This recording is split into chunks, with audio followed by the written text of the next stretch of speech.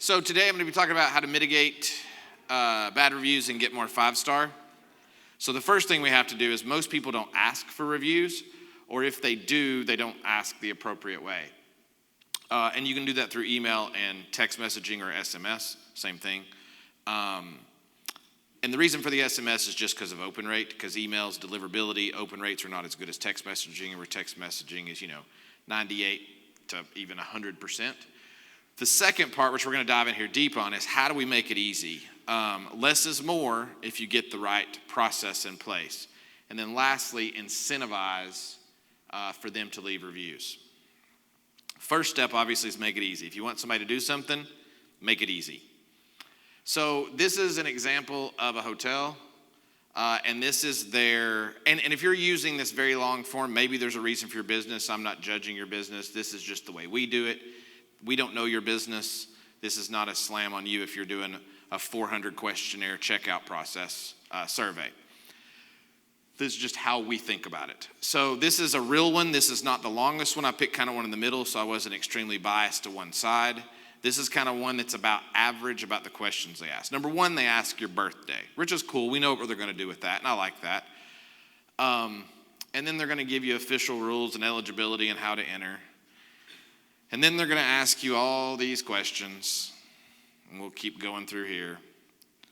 There's over 100 clicks to finish this survey. So the probability of them getting a lot of data is low. They're going to get kind of the fringes on both ends, the people who are really, really happy and really, really not happy, and the people in the middle where most people are, you're not getting that data. So now the data is even biased itself. So I wouldn't know that I'd trust the data. But we'll keep going through this. I'm only 38% complete at this time. These are all the questions to finish the survey. We're still not done. Over 100 clicks for this guest to leave you feedback. But let's go back one click. I don't know how to walk into, let me get to one here. I don't know how to walk into the spa reservation staff and say, we're a 6 average. I need us to be a 7. I need us to be an 8. Like, there's no actionable data. It's just you're making an announcement that we need to be better. And that typically does not work with anything. So how do we walk in and say, hey, people somewhat agree that we're pretty good at this? How do we get them to be strongly agree? So there's no real data of why they even have that information. And asking income and those kind of things, you can do that without asking. You can pull data points with that. So I feel like that's brain damage, not only for the guest, but also for you, the property manager as well. So other issues with this is it adds a ton of heuristics, cognitive biases, no clear action steps, and those things. So the data is not even good if they do go through the brain damage of clicking 100 times to leave you the feedback. So once again, we're back to the whole thing of how do you get people to do something? You make it easy. So this is kind of our approach. We ask 3 questions. How would you rate us overall? Please tell us about how we did. And would you recommend us to a friend or family member? That's all we ask. And I'll show you here the power. And you can do this without our platform, which, as I said, the platform is free. But you can also do it on your own, which I'm going to show you as well how to do that if you don't like free things. And there it is, kind of blown up. That's it. That's all we're going to ask. And we're going to get more data than the 100 clicks that the guest had to do before. So make it easy. So remember how we ask them all those questions about income and birthday and what they like and what they don't like and those kind of things? We can pull that data through APIs, which I'll share with you here towards the end. And we know that she's female, she's into sports, basketball, she likes Lil Wayne, she likes People Magazine, and there's more data here on. So we know all kinds of information about them by only getting their email address, which we already have because we sent them a survey. So we can pull all this data in automatically without having to ask them all these questions and get some real deep psychographics and demographic insights from the guest. What are the downsides of only asking 3 questions? Making sense of the data and making it actionable. So you can use tag cloud analysis tools. There's some free. Our platform has it built in. Our platform is free, but there's all kinds of word cloud tools out there where you can take all the reviews, plug them in, and start finding good and bad. Green here represents positive sentiment. Red here represents negative sentiment. And the red being that they're disappointed, there's some noise problems here, and something terrible. But when I click on that, I'm going to get stuff like this. This is a real one. So they have so much noise, and we're going to highlight the negatives here. So now I can go and find out, why was there a lot of noise? Was it a group that was staying there? Maybe I need to figure out how to isolate my groups. Maybe we were doing construction at the time. But now this is something, if it's a noise problem, I can send to my guest services manager and say, hey, this is the problem that the guest had. And notice here I have some context. Like, it's not just like it was noisy 1 through 10. 10 being super loud, 1 being it was very enjoyable noise level. I can't go to my guest services team and say, hey, help this guest. They had a 3 noise level, whatever that means. Here I know exactly what happened, and I know when it happened, and I know all the information about the guest and those things, and make it extremely actionable. Disappointed because our rooms from another stay, we had problems this time. Remote did not work. Anyway, we got a remote problem. So I can start assigning this out and saying, maintenance, the remote didn't work. Maintenance, the shower had an issue. And now these are actionable things that'll lift that. Because I can then assign these individual tasks. I can't show you on here, but if you highlight the word, you can assign it to maintenance right there. You just highlight the word, and they know exactly the reservation information, who was it, what room number, what this is a hotel, but also what property it was. And they can go right in and say, oh, I need to go fix the shower in here, because it's an actual complaint, as opposed to it coming through and saying the bathroom was a 4 out of a 10. Maintenance, the bathroom's a 4 out of 10, go fix it. And then they got to go find the problem. So we're back to this whole, how do we get more reviews? Ask, SMS, email, phone. If 5-star review, leave a review on other review channels.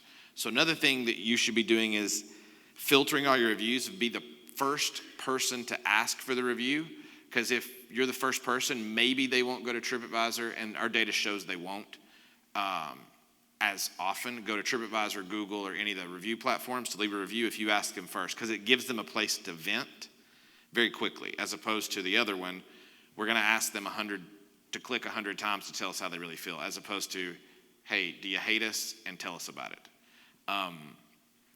And then if they do leave a 5-star review, you then ask them to leave a review on another platform. If they don't leave a 5-star review, you just hold it internally and follow up with them and get it as quickly as possible offline to help mitigate that bad review. Second part is, if you're doing email, to be sure you're sending more than one email with multiple subject lines. So email 1 has a different subject line than email 2 based on if they opened or did not open the previous email. And then incentivize. This is kind of a tricky one. Some people say it's against policy, some people don't. My understanding of TripAdvisor, for example, and there's others, is you can't incentivize saying, if you will leave a 5-star review, we will give you a $10 Amazon gift card, 10% off your next stay. But what I don't think they say is, if we're only asking 5-star people, we'll give them a $10 Amazon gift card no matter what kind of review they leave, then it's not really against the policy. The catch is, we're only asking people who left a 5-star review because we can filter them through. So the logic of this to get more 5 stars is, if 5-star review, ask immediately to leave a review on whatever third-party channel you're trying to drive through, either Google reviews, TripAdvisor, wherever you want to get a review. And then incentivize if they do leave a review. We did a big study between $10 and $5 Amazon gift cards. If they leave a review, there was no difference. So the $5 one got just as much response as the 10. So you can really drive reviews home. And we only do that if we need to get more reviews. So like if you got a 2-star review and you need to adjust the algorithm and also bury the review so it's not at the top, then we'll typically go in and incentivize the next 10 people and then not incentivize anymore. Because they'll still leave a review because we only took a few minutes of their time. If you ask them to click 100 times and then ask them to leave a review on TripAdvisor, the chances of getting it's very little. Where on asking only those 3 questions, you have a very high probability because it's so quick for them. They can just immediately.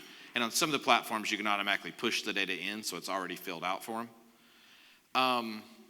And then the logic to get more reviews, which actionable data. Ask via text message, phone, email, follow up, ask open-ended questions to gather data that's based on their hierarchy of values, not yours, and then analyze the data and take action. So we're going to ask for it, collect it, analyze it, and then actually be able to take action.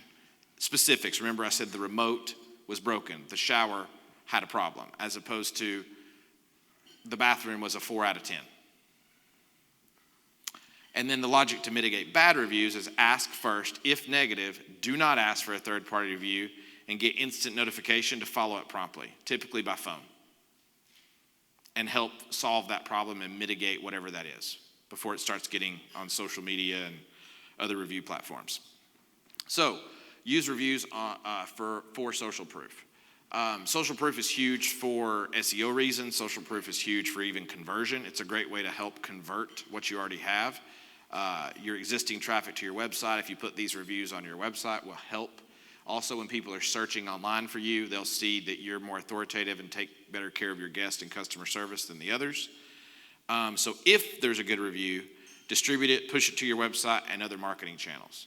So once you do have a good review, have a way to do distribution throughout all your marketing stuff to show that people really value what you're doing, because people are looking for others to give them feedback. Because no one's better at telling your story than customers, because other customers will believe customers before they'll believe you. So use reviews for conversion, make reviews visible, make reviews interactive, allowing people to sort those reviews by property, allowing them to sort them by rating. And also, we like to take, like, not just say Bob left a review, but because of the tools we use, we can pull in a picture of Bob and put in maybe the state they're from so they can really connect. So it looks like real people, because it is. Have credible reviews, company and property level reviews. So on Google, you have more of a company level. On your homepage, you may have a company level, but on each individual property, should have property level reviews talking about specifically that property.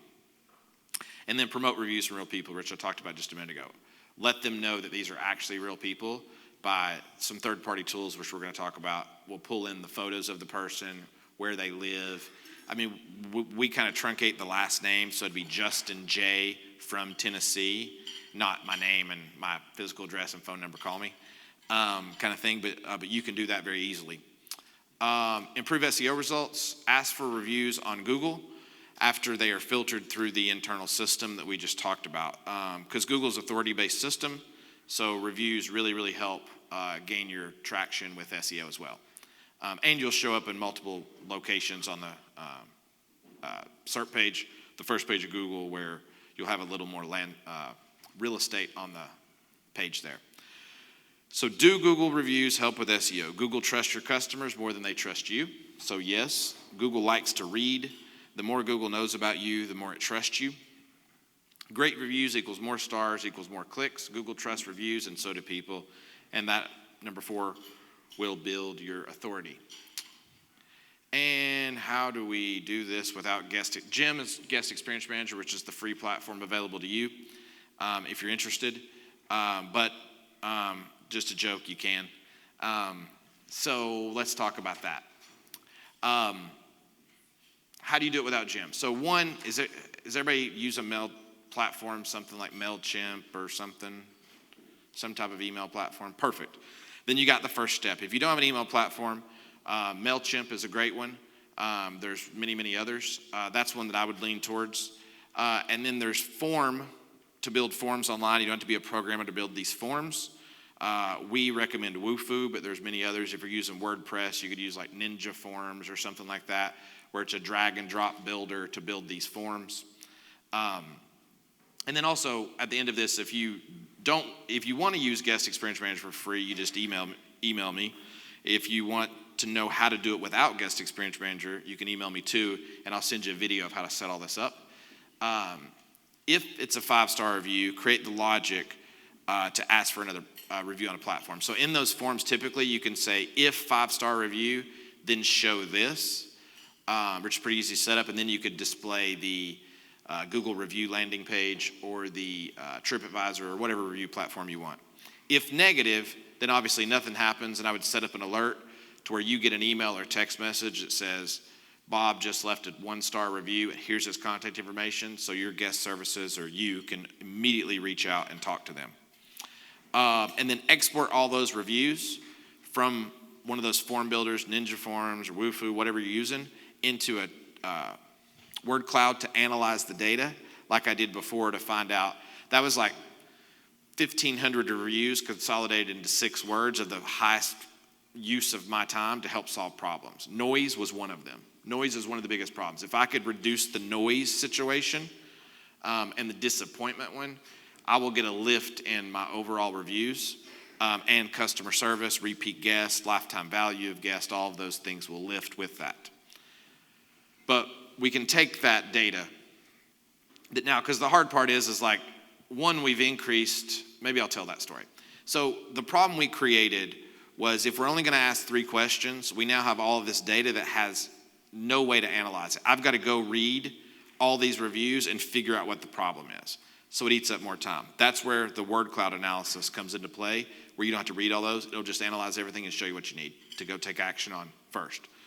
But then the second part, remember how the other one was 100 clicks, and we talked about how they're probably not getting a lot of feedback. If they are, it's the really mad people or the really, really happy people, but most people are in the middle and you're not getting that data. So the data's not good anyway, and it's at very low volume. About 30%, this method, about 30% of your guests will leave reviews. But now you have more to read from from the amount of data that you have to read individually. But now you have 30% of your guests really reviews. So like some of our clients are 30, 40,000 reservations per year. So now you got 6,000 to 7,000 of these that you have to read all the way through, and they're stories about people's stay. So that helps mitigate that. In about 2 hours, you can set all this up. Then it takes about 30 minutes per day to manage. And that's based on if you have about 150 units. If you have 300 units, it might take you an hour a day to do this like appropriately. And if you have 75 units, it might take you 15 minutes a day. Is it possible to do? For sure, but it's not as effective. So you can do it the way I told you about, but it's not as effective as using a platform. And there are others. That's kind of the gist of it. I'd love to take some questions on that or how it affects SEO or anything. That's how you can contact me, email or text message, and we can send over the video on how to do it without Guest Experience Manager, which we're happy to do, or how to do it with. And we built Guest Experience Manager because we saw, the real story is I was staying at a W hotel quite a bit going to Atlanta about 7 years ago. And I would love the hotel, but I'd get their survey, and I wanted to tell them about it, but 27 minutes in, I'm still not done with the survey. And I was like, is this the norm? Then I started looking at Hilton. I started looking at Marriott. I started looking at some of the bigger vacation rental companies. I was like, this is the norm. And then I started digging through, how do we fix this for the industry so our clients could have better data and the guests can tell their story without having to do all this brain damage. So the platform is for free. If you don't use any of the API stuff, remember how I told you the demographics and psychographics and all that kind of stuff? If you want that data, there is a cost for that. Oh, one thing too. Let me go back to that slide. Give me 2 seconds here. I told you I'd tell you about this. If you want the demographics and psychographic data from an email address, you can pull all kinds of information. I'll give you a couple of different APIs. They also have where you can upload the data. We integrate in real time, so just it populates automatically. But from this, you can get more than this. There's about 80 points of data you could get. This is just some of it. It's really good for marketing because you can get a better understanding of people from Georgia who like Kim Kardashian are more probable to stay with me and leave a good review. You can get very, very granular from a marketing aspect of who's doing business with you. So forget the reviews. Just this will be on every single guest. If you use it, you'll know the demographics and psychographics of your guest. And then you could break it down by, 1-star reviews. People who like Lil Wayne that are from the East Coast typically leave a bad review. How do I not market to them kind of thing? Or what can I do for them? So there's a couple APIs. Full contact is a good one for business to consumer. for enriching data. Tower data is another one. And as I said, our platform integrates in real time with all of these. And you can get this by just passing an email address, which you probably already have for your guest. If you don't, you should. For sure be collecting email addresses. So you can also get physical addresses if you want, which you probably should already have. What the physical addresses are kind of nice for is some of the OTAs won't give you an email address, but when they check in, you can be like, hey, for better, you can ask them for their email address, they'll give it to you. But then if you start asking physical address, and you start asking all these questions, you may not get it because it's a lot of questions. Most people will give you a phone number and email address to communicate with, but they won't give you physical address. These APIs will also give you physical address. So you could pass in an email address and get back 80-something points of data and not have to ask all these questions to get some really good marketing data from it. Let's get forward here. So that was kind of the other part of that. So some email, some way to send email, MailChimp, something like that. And then some way to collect the data, Wufoo, Ninja Forms, something like that. And most of these at low scale are free, so you don't even have to spend any money on that. And then building out the form, which is a drag and drop builder. Then you have the data, exporting it into like a word cloud to analyze it, and then giving actionable data to your team to go say, this property has this problem. It's also really good for homeowners because instead of you calling and saying the sofa needs to be fixed, you can send them 10 reviews where guests are complaining about the sofa and say, hey, just want to let you know, we've talked about fixing the sofa. Here's 10 reviews from the past 12 guests. 10 of them talk about the sofa being ripped. We probably need to take care of that. It's killing our reviews. And it's better that the guests are telling them than you, so it's also good to get owners to do repairs that you can't sometimes get them to do. And it makes you kind of the hero and not the bad guy saying you need to spend some money. The guests are now telling them that they need to spend some money. That's about all I can talk about on reviews. They give me 45 minutes. But I would love to answer questions about anything about this, how to set it up, other ways, any questions, or also any general marketing. I mean, we're a pretty good size agency and handle about 70 different products and services, from SEO to Facebook to Google Ads to distribution to we build software. So if there's any just questions that I can answer as well, I'd be happy to do so. And I'll put that back up there. Yeah. So that's how you would be able to get a hold of me, and I can get you in contact. Daniel's back in the back in the white shirt there. He can also get you access to Guest Experience Manager or any of the video material of how to set this up without using Guest Experience Manager as well. Any questions about life? Go ahead. The full contact and tower data that you mentioned, Yeah. are they free? No, and that's why we charge. So if you use our platform, we're going to tie in with those and a couple of other APIs. You'll have to pay for that, but also if you do it on your own, you will have to pay for that. Yeah. But it's based on a per use thing. So it's just based on how much you use it and then how much data you want. If you don't want like all 80-something points of data, it's way less money. Like sometimes, I mean, you might not need to, you might want to know their buy behavior if they're a last minute shopper, a discount shopper, but you might want to know if they have pets, but you might not want to know if they're blue collar or white collar or whatever type of worker. You may not need to know that, so the price would be reduced. Anything else?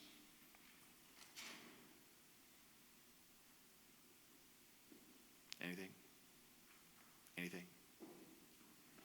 So thank you. We're done a little bit early just because reviews are, the way we've done it makes it really, really simple. We'd love to help you with that. I just like the data to make good decisions internally in business, and then also not making your guest go through all the hoops of 100 clicks to leave a review and for you to have non-actionable data that it's giving you.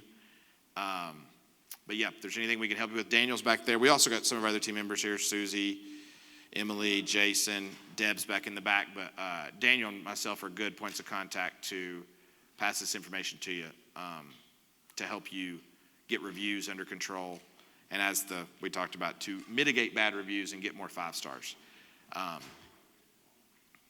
Any questions about the algorithm, how those work?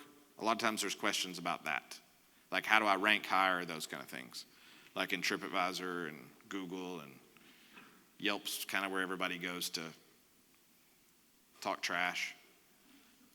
We support that one, but we don't drive people to Yelp because it's kind of the place where you go talk the really bad things. Great, thanks. That's contact information. Daniel's in the back as well. Big guy in the white shirt. Thank you.